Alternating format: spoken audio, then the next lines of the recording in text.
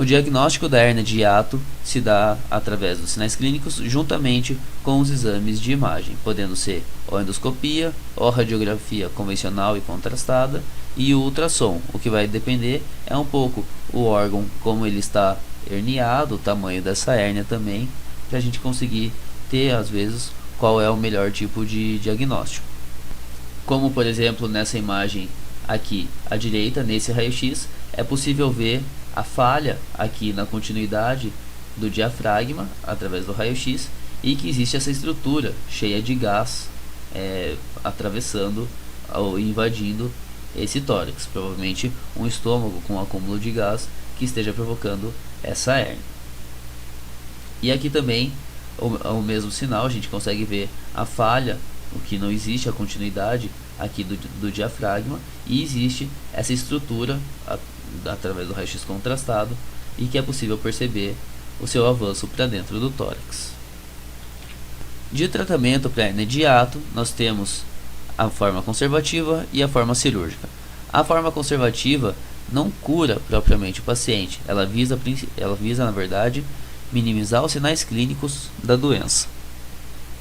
O que são utilizados são agentes procinéticos, antagonistas dos receptores de histamina e os citoprotetores, tudo para diminuir essa acidez, para que essa acidez do estômago e o refluxo não sejam um problema para o paciente, diminuir todo esse refluxo. E normalmente isso acaba servindo um pouco para pequenas hérnias ou pacientes assintomáticos, em que essa hérnia acaba sendo um achado de imagem que foi pesquisar alguma outra coisa. Na maioria dos casos, a gente, 30 dias após o tratamento conservativo, ou nas hérnias mais significativas, as hérnias mais complicadas, que são maiores, acabam sendo necessário o tratamento cirúrgico, que consiste na redução do hiato esofágico. Caso ele esteja realmente maior do que o normal, ele deve ser diminuído o seu tamanho. É realizado também a esofagopexia no diafragma, no hiato esofágico, para que esse esôfago fique no lugar, como também tem um vídeo a ser demonstrado.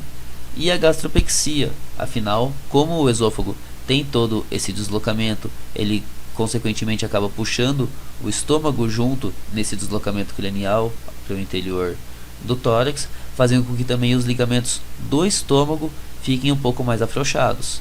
A partir do momento que você recua o esôfago para o local correto e faz a esofagopexia, esse estômago fica muito frouxo no abdômen.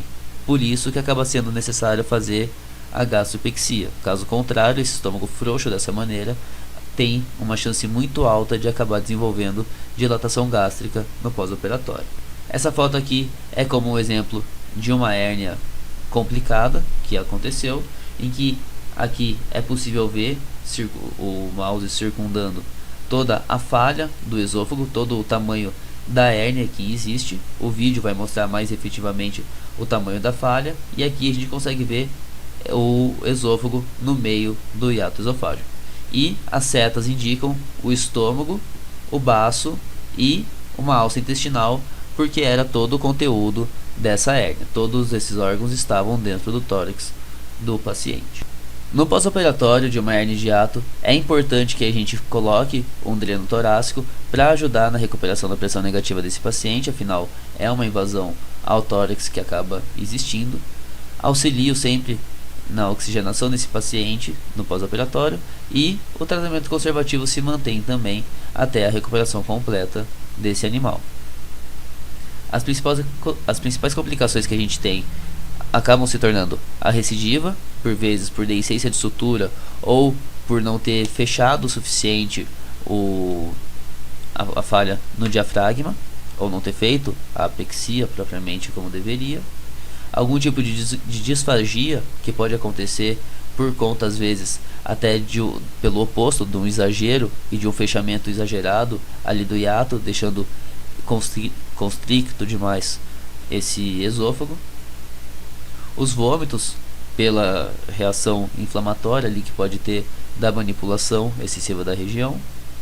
A dilatação gástrica, como já foi falado, do risco, que seria aí uma complicação diante de uma situação iatrogênica, de não realizar a gastropexia juntamente com o procedimento.